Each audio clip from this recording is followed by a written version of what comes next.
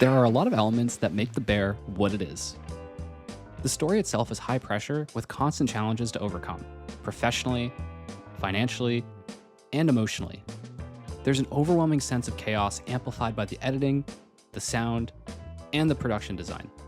And of course, the characters, each dealing with their own past while trying to navigate the complex relationships around them.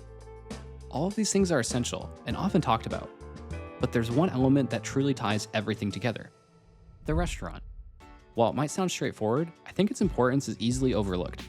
The restaurant isn't just a set for the story, it is the story. And because of that, a lot of thought went into getting the look and feel just right behind the scenes. As the story progresses, that same care is taken to make sure the design evolves with it. And I was quite surprised at not only the level of detail that went into the design, but also the way it reflects the themes of the story. So with that in mind, let's talk about the importance of the restaurant in The Bear, the production choices that brought it to life, and how it impacts us as the audience. But first, let's look at the origin of the restaurant and how everything came together. The show is based on Mr. Beef, an Italian beef shop in Chicago. There are plenty of sandwich shops and restaurants around the city they could have used for inspiration, so why this one? Well, the creator of The Bear, Chris Storer, is childhood friends with the owner and spent a lot of time there growing up. That gave him a front row seat to how the service industry really worked, how time passed differently from the inside, and how weird things could just happen out of nowhere. But more than anything, it gave him inspiration. Over time, Chris would joke with the owner about making a show based on Mr. Beef, but he kept working on other projects. Eventually, the timing was right. He wrote the pilot and chose to shoot it at the real restaurant that would become the foundation for the show's fictional one, The Beef. There is no guarantee a network would pick up the show, but that didn't stop the team from putting everything into telling a story that felt personal. And sure enough, FX ordered the full series after seeing the pilot. To write the rest of season 1, it became even more important to capture that real feeling of the environment. Chris ended up writing most of the episodes at Mr. Beef itself. He wanted to show the difficulty of the industry, not just in big dramatic moments, but in the small, easily overlooked details. Things like taxes, operational costs, and equipment breaking mid-service. That also gave the team a chance to build characters based on people they've met in the industry, including some of the restaurant's regulars. So while it shaped the story, it shaped the look and the feel of the show too. They wanted cramped spaces, constant motion, and a sense that time didn't move normally inside. Finally, Chris wrote the story by pulling from his own life experience, bringing in themes of loss, estrangement, addiction, and trauma. Capturing all of these emotions on paper was only half the battle. To truly bring the beef to life, they had to build a restaurant that didn't just look real, it had to feel like a reflection of everything the story stood for.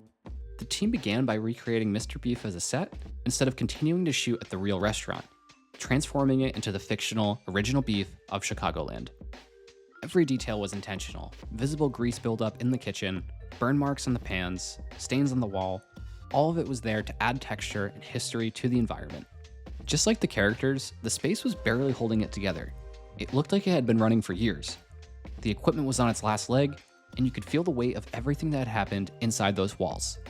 They wanted that tension to spill over onto the viewer. It always felt like something was about to break. You could understand the frustrations of the characters, and the tight spaces made us feel like we were constantly in someone's way. But these choices weren't just about aesthetics, they were about the story. The restaurant wasn't supposed to feel like a fresh start. It had to feel like Mikey left behind something unfinished, something broken. Carmy wasn't just inheriting a restaurant, he was inheriting trauma, debt, and a whole lot of dysfunction. And as the show progresses and the characters start to grow, the restaurant begins to change too. In season 2, the production team had to bring Carmy's vision of the bear to life. But they didn't want to erase the past. They stripped the space down to the studs and rebuilt it while leaving small marks of wear and tear wherever they could. Even though the restaurant was being reborn, the tension, grief, and emotional baggage were all still baked in. And just like Carmy's obsession with perfection, the new kitchen was designed with the same intensity. Everything had to work like a real kitchen.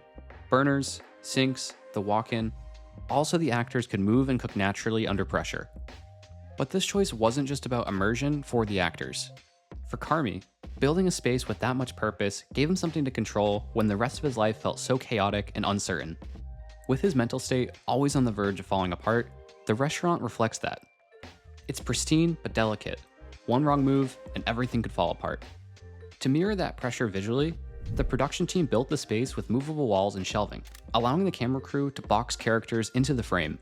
In more intense scenes, they'd tighten the shot even further, using the space itself to reflect the emotional pressure the characters were under. And that's what makes it matter, not just from a production standpoint, but as a viewer. When a space is built with this much intention, it doesn't just hold the story, it becomes the story. It means that every time we step into the kitchen, we're stepping into memory, trauma, and ambition, all of it sitting beneath the surface. So what does this mean for us as the audience? Understanding the history and importance of the restaurant, both inside and outside of the show, gives us a new perspective when we watch The Bear.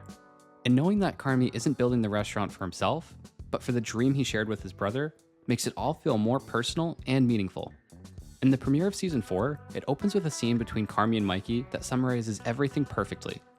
When Carmy is trying to convince him to open a restaurant together, he talks through the importance these spaces have. Restaurants are special places where people go to be taken care of, to celebrate, and to disconnect. For Carmy, all of his good memories have happened in a restaurant. The restaurant in The Bear embodies all of that, not just for the characters, but for us as the viewers too. In a weird way, it almost turns the restaurant into a character of its own.